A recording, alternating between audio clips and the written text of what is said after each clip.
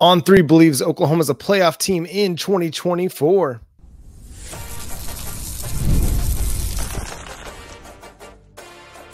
You are Locked On Sooners, your daily podcast on the Oklahoma Sooners. Part of the Locked On Podcast Network, your team every day.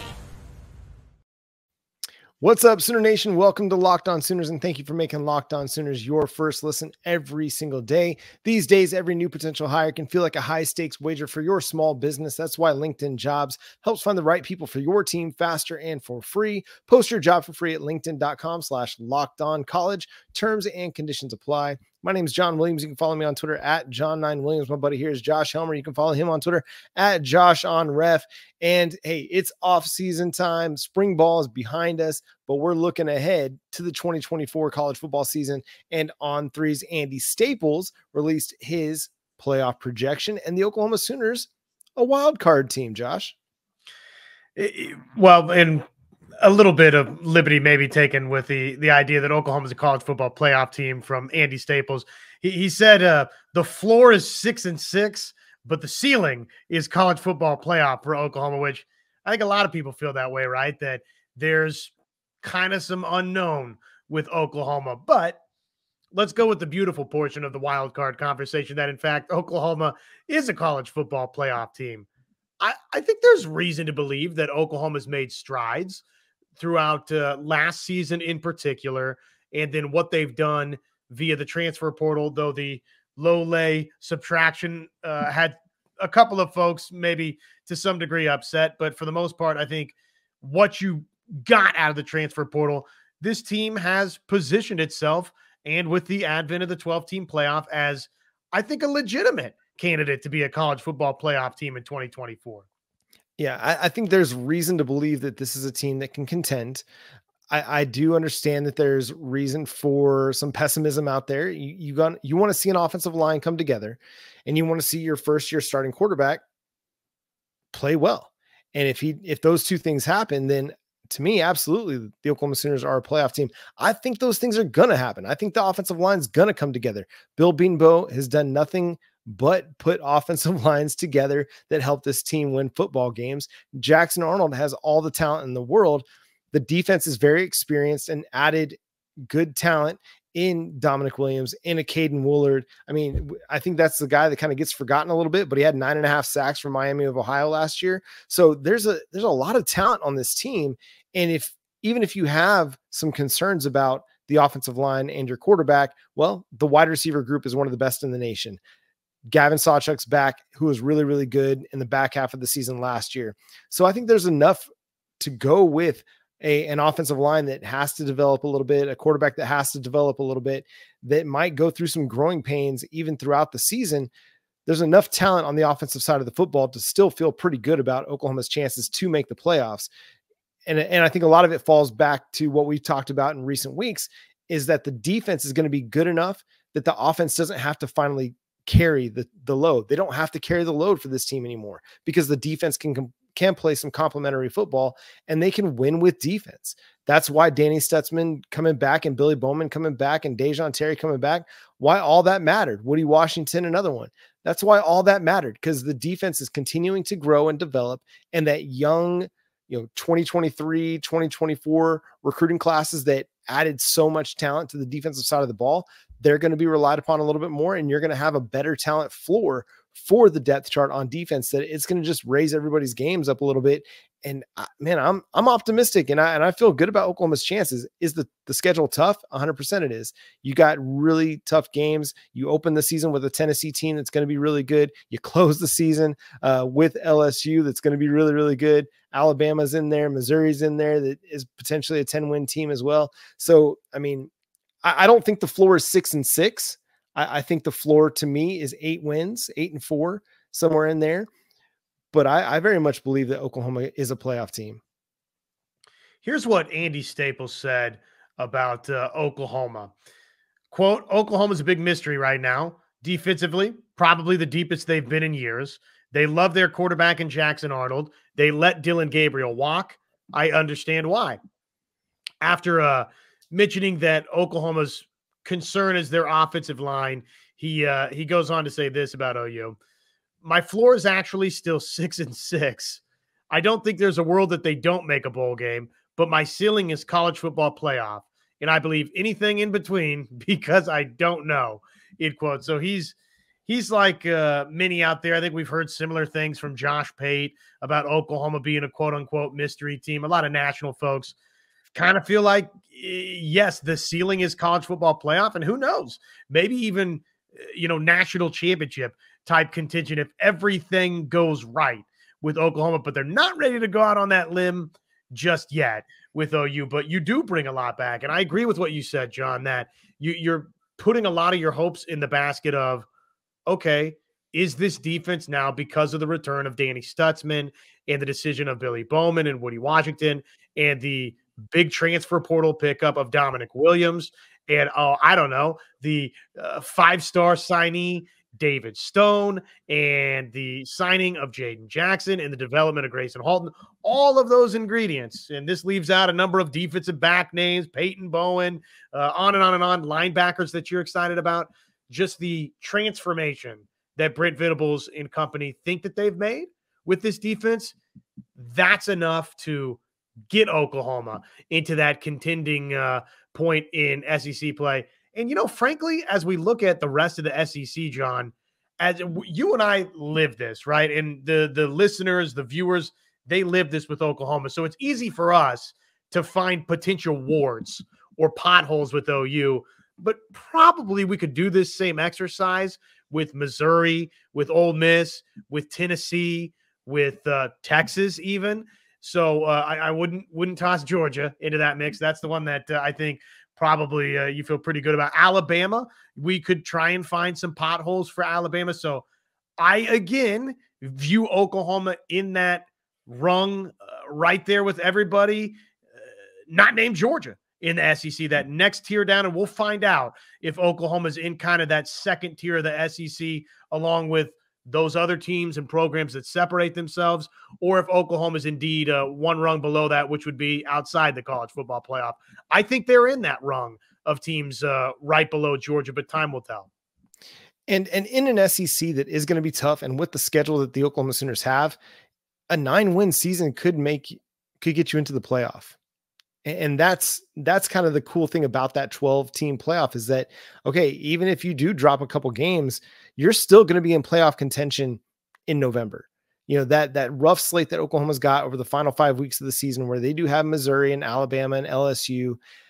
I mean, there's going to be some big time implications toward playoff contention over those last few games of the season. But because of the 12-team playoff, all those games still are going to matter. It's just going to be about positioning and trying to get yourself into the playoffs. So again, I'm feeling pretty good. You're right. The only team that anybody would be willing to go out on a limb for and say, hey, they're the national champion in 2024, that's Georgia. They might have the best quarterback in the country. They might have the best defense in the country, but I'm not going to put it past anybody else to continue to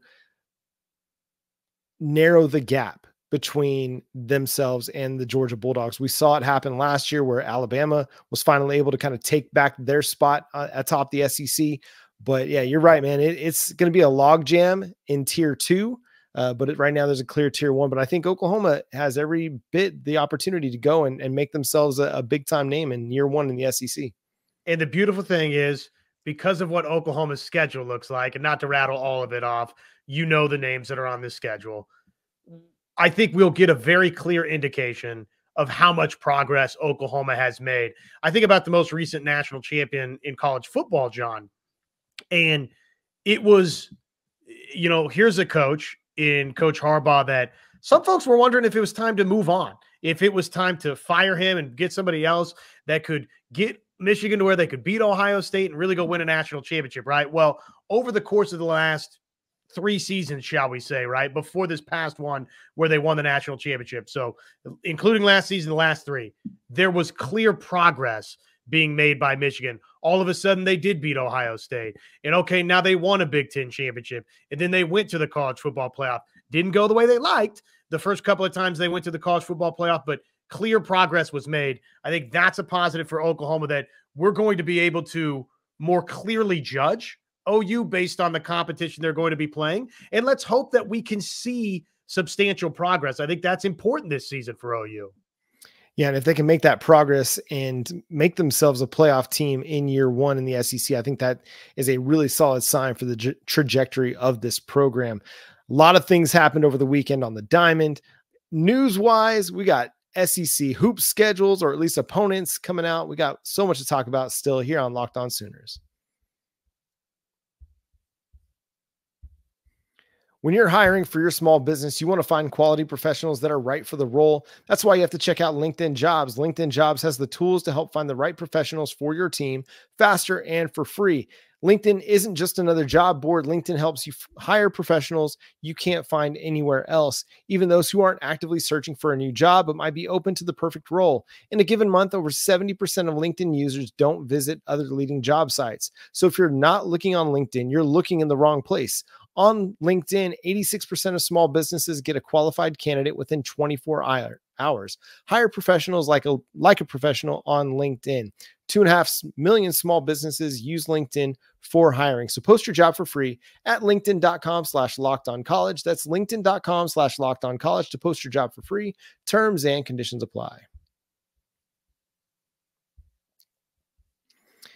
So softball, back on top of the Big 12. They get that win over Texas in the Big 12 tournament championship game, split the 4 games that they played against the Longhorns this year. And Mike Houck, what is his official title? The assistant athletic director for communications with the Oklahoma Sooners, shared a nice little stat. Oklahoma won the aggregate 12-7 against the Texas Longhorns in the 4 games. But I think what this says about Oklahoma over the last 4 games, dating back to the final game in Bedlam, they're going to be all right. This is a team that's still really, really good. They had some, quote unquote slumps at different times during the season, but they're a really, really good team. And they showed it in that win against Texas. Do I think that Oklahoma could have, because of the names that are involved in the 3 national championships in a row that they've won and all the other stuff that they've been a part of in between, the winning streak, the list is long, right? Do I think that Oklahoma could have gone and played poorly, shall we say, at the Big 12 tournament, or just not won the Big 12 tournament and still put the pieces together and went and had another run to a national championship, its 4th straight? Yes, I believe Oklahoma could have done that just based on talent alone and the names and faces we're talking about. But having said that, it's important for Oklahoma that it played out this way, that they went and handled their business demonstratively versus Kansas, versus BYU, and then really for the most part against Texas in the Big 12 tournament championship game. So you want to see teams peaking at the right time when it's postseason play and when these games, quote unquote, matter the most. And I thought we saw Oklahoma do that throughout the Big 12 tournament. So that's important. Not a total prerequisite, but it makes you feel better about this team going into, obviously, the NCAA tournament. And they looked clean. They played clean softball. I mean, the defense was really, really strong. I thought they, again, continued that aggressive mindset at the plate that we'd kind of been waiting for them to see. I mean, yes, we liked seeing them get on base. Walks are getting people on base. That stuff matters too. But we saw over the last week of the season into the Big 12 tournament, this team take a little bit more aggressive approach at the plate and trying to set the tone and be the instigator, so to speak, at the plate and not just let the game come to them. They were taking the game to their opponents. And, I thought Gutierrez pitched a really good game, but because Oklahoma was doing a really good job at hitting the ball hard, putting the ball in play, it made things a little bit difficult for Texas's defense, which isn't the best in the country. It's kind of average, if I can use a word like that.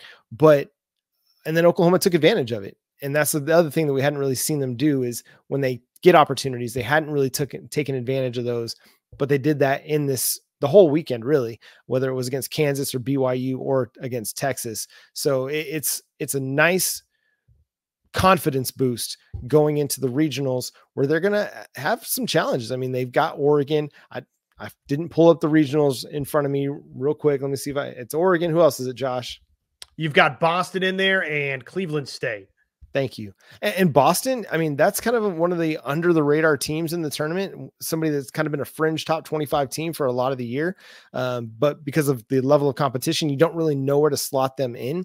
But it's going to be a very intriguing regional for the Sooners, but it's one that they should be able to walk away from pretty much unscathed. Yeah, I'm excited about where they're headed because I think they're on a really, really nice track and potentially setting up a super regional with maybe a Florida State in Norman at some point, which would be big time TV. And Lonnie Alameda, right, has made some pointed comments about Oklahoma and the evil empire, I think, in the past. Wasn't she one of the coaches that sort of came out and said that this is who everybody's chasing? And not that like, hey, we don't like those guys. I think it was on the up and up, but just sort of spoke about the elephant in the room. And, you know, it's tough for us sometimes, I think, to characterize Oklahoma as this evil empire because you see, you know, a faith-based program and a number of things about OU that don't strike the chord of evil empire. But for the nature of the conversation of college softball, well, that's it. Oklahoma's the big bully on the mountaintop, right? So that's kind of intriguing from that standpoint. What did you think about OU not getting the number 1 overall seed? Did you have a problem with it? Texas, of course, gets the number 1 overall seed. If you missed it, OU's the number 2 overall seed in the tournament bracket that was unveiled. What did you think? I mean, it's hard to discount what Texas did throughout the regular season. You know, Oklahoma's got the series losses to Texas, to Oklahoma State. And yeah, I mean, I can see an argument both ways. The argument for Oklahoma to get the number 1 seed is you split the 4 games with Texas. 3 of those games were in Austin, and 1 of those was on a neutral field in Oklahoma City. But I mean, you had more runs than them. Your RPI was just 1 spot behind them. So I think Oklahoma has an argument for it, but I think it doesn't really matter. You go win the games that are in front of you, and you know, Florida State's going to be a tough out, but the number 16 seed is going to be a tough out too. I believe that's Texas A&M. So that's not going to be any, you know, walk in the park if both teams were to advance to super regionals. So it's 6 dozen, right? You just go play the games that are in front of you and you got to win them. You got to win your regional. You got to win your super regional to get to Oklahoma City. And maybe it comes down to seeding by that point, but there's a good chance that it won't matter because you know, we've talked about it with Alex Storacco on our show that softball is just deep this year. There's a lot more parity, especially at the top. There's a lot of really, really good teams. And so this is going to be a really fantastic NCAA tournament and Women's College World Series ahead. It should be. Yeah. It feels like you've got Oklahoma, Texas, Oklahoma State, all out of the Big 12 that could make a run at this thing. A lot of people like Tennessee and Florida. You see UCLA at the number 6 overall seed. They're playing good softball now all of a sudden. And because of that program's history, I think you always take UCLA seriously this time of year, regardless of any bumps in the road that might have been there before. But I think, to me, Oklahoma's still the favorite. If I, you know, subjectively and objectively was seeding this tournament, I would have had Oklahoma as the number 1 overall seed. And, you know, you're told it's only this season, right? But in some ways it's not just this season for Oklahoma. The personnel on the roster has been a part of winning 3 straight national championships. And the resume was so similar to Texas that they split the season series once the Big 12 tournament championship was done, that for me, I would have had Oklahoma, and I do have Oklahoma as the odds-on favorite to go win the national championship. But I also like it for Oklahoma that you get to play up the, hey, we're not number 1 card, and you got a little bit of disrespect and all those sorts of things. So it sets up well for Oklahoma. The storyline of Missy Lombardi in Oregon coming here is fun. Florida State, you've had history there with the Seminoles, if and when that goes according to form. I like the path for Oklahoma. It's never going to be easy. Tennessee, UCLA would be on the docket as potential that half of the WCWS bracket for OU. That's a big-time challenge if and when you get there, but that's to be expected, right? That when you get to the Women's College World Series, there's going to be some big-time challenges in your way, and for Oklahoma, those would be legitimate obstacles, but I like how it sets up. I think all things considered, I didn't expect it to be easy for Oklahoma. I didn't expect you and I to sit here and say, oh my goodness, it's a cakewalk to OKC. Of course it's not, but I do like some of the factors in place for OU. And the most important part of it is they're playing well heading into the NCAA tournament. Kelly Maxwell pitching really, really well. Nicole May with a great outing against Texas. So things are trending in a really, really positive direction as the Sooners get ready for the Norman Regional in the NCAA tournament. Another team, maybe with some College World Series aspirations, and we got SEC opponents for men's hoops.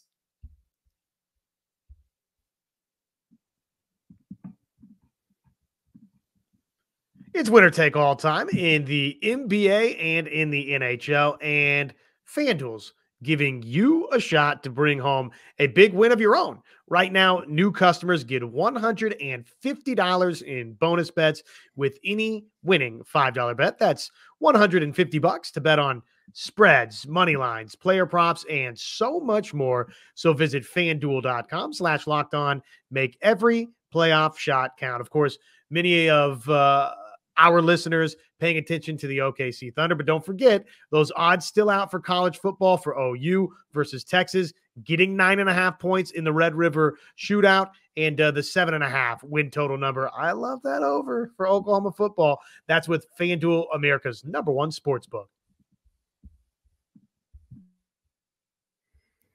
The Oklahoma Sooners won their first Big 12 championship, sweeping the Baylor Bears, just rolling through Big 12 play, and look to be a team to be reckoned with as the NCAA tournament and Big 12 tournament approach. Josh, it's been an impressive run for Skip Johnson and his crew for a team that, okay, before the season, in the early part of the season, you wondered if they were going to be a tournament team. Well, now they're looking like a team that's going to be a force come tournament time.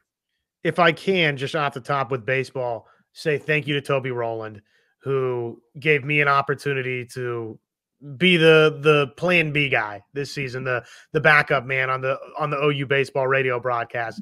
My portion of the season has concluded, which means the games really matter a lot right now for Oklahoma baseball. So, but I just want to say thank you for Toby. I'm incredibly humbled and gracious for the opportunity. It really meant a lot to me. It's one of my life dreams was to broadcast University of Oklahoma athletics. Though at times I may be critical of OU on this platform or other platforms, don't get it twisted that I love the University of Oklahoma, my alma mater. So it really it touched me to get to broadcast OU baseball. So it was a special season from that standpoint. It was a great weekend for OU. And, you know, you had the Enos Seymour jersey retirement before the front half of the doubleheader, the winningest coach, John, in Oklahoma baseball history. That was pretty cool. 93 years young, and Coach Seymour is still getting around pretty good for 93. They brought the plaque out with his jersey framed in it. That was neat. They tossed the placard up on the left center field fencing out in, along the outfield wall. So it was a really cool ceremony. And then OU went and played great. So, the pitching was a little spotty to start the second game of the doubleheader.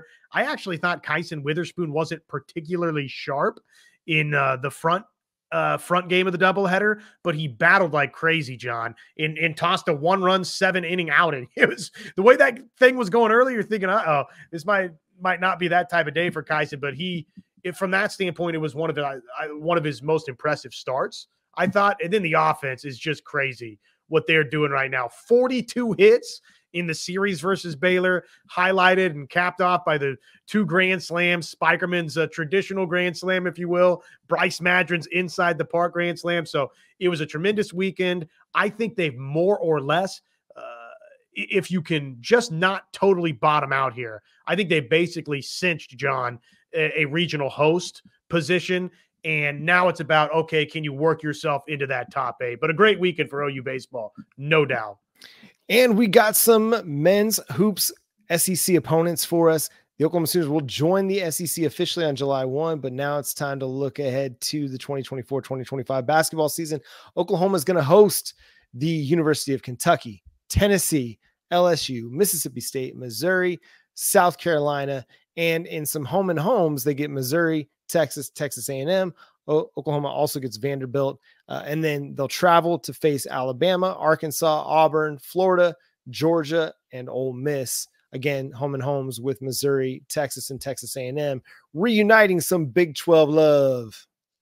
Yeah, well, first off, I love the home and home component with Missouri, Texas, and Texas A&M.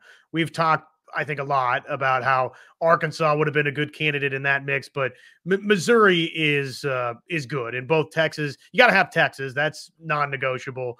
And A&M obviously makes sense because of the history there too. So love that part of it. Looking at the opponents, it's exciting to think about Kentucky, and then you get to go to Rupp the following year. I do think this is a nice little illustration, though, of why if and when you get SEC expansion down the road, a Kansas, if football remains competent, or a North Carolina could make sense just to totally round out those SEC schedules because, hey, Tennessee's done some really nice things here of late with Rick Barnes. Arkansas, right? The last couple of years has done good things. Alabama's on an uptick, but there's not that other traditional blue blood outside of Kentucky. So you think about that following season, 25-26, and wouldn't it be nice to have a Kentucky on the schedule? You've gotten to enjoy a regular date versus Kansas now inside Lloyd Noble Center every season for the last decade or whatever it's been since the schedules in the Big 12 changed. So that part is it's exciting to think about Kentucky. You'd love to add maybe a North Carolina or Kansas back to that equation down the road, but just looking at this schedule, it's an exciting slate, and the same feelings that, John, I get looking at the football schedules. I not maybe the same degree here because it's basketball and, hey, we're football crazy, but it's exciting to think about these different matchups and these different venues. The idea of going to Alabama right now in basketball sounds a little scary. Arkansas, well, that's always going to be challenging. Auburn, incredibly difficult place to play. Florida, I know we're dipping back a little ways, but I still remember Billy Donovan leading them to back-to-back national championships. So it's exciting to look and think and see with our thine eyes. Yes, this is a reality for Oklahoma's basketball future. Well, the SEC basketball venues put together some pretty good crowds too. You know, that's one thing that, as Oklahoma tries to get quote unquote SEC ready, that's one of those areas that's going to have to continue to improve for the Sooners, is getting good crowds into the Lloyd Noble Center, regardless of what the team looks like or your expectations for the team. It's just about getting out there and supporting the squad and making yourself an SEC environment as well. So it's exciting, man. I think it may not have kind of the elite of elite programs aside from a Kentucky like the ACC or the Big 12, but it's really, really solid. Like, there's a lot of really solid teams that Oklahoma will be facing in their first year in the SEC. It's a pivotal one. I mean, it's going to be huge. Porter Moser, going into his fourth year, hasn't made the NCAA tournament yet. Not going to get any easier. It's not. And that's going to do it for today's episode of Locked On Sooners. Thanks so much for tuning in, being a part of the show. Subscribe to the show wherever you get your podcasts. We're free and available on all podcast platforms and on YouTube. Hit that notification bell and that subscribe button to let you know when new episodes drop. Follow Josh on Twitter at JoshOnRef. Here Monday through Friday from 9 to noon on the KREF Sports app. Follow me on Twitter at John9Williams. But until next time, he's Josh. I'm John. Boomer Sooner.